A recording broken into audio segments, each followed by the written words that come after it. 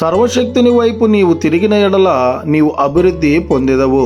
యోబు గ్రంథము 22వ అధ్యాయం 23వ వచనం. ప్రేమైనటువంటి దేవుని పిల్లలారా, మీరు అభివృద్ధి పొందాలని ఈ లోకం వైపు తిరుగుతూ ఉన్నారా? ఈ లోకంలో ఉన్నవారిని ఆశ్రయిస్తూ ఉన్నారా?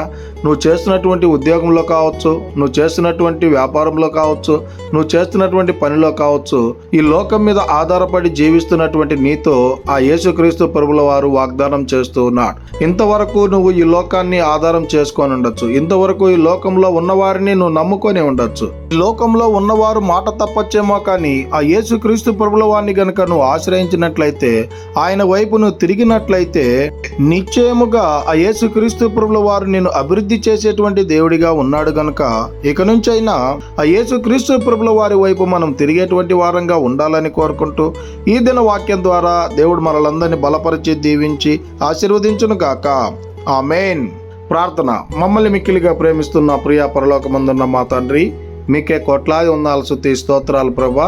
ఈ వాక్యాన్ని ఎవరైతే వింటూ ఉన్నారో వారందరి జీవితాల్లో మీ కార్యాన్ని నెరవేర్చండి ప్రభా.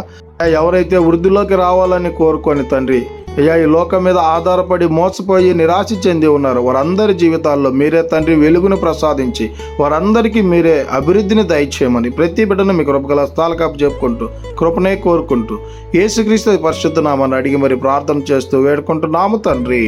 ఆమేన్.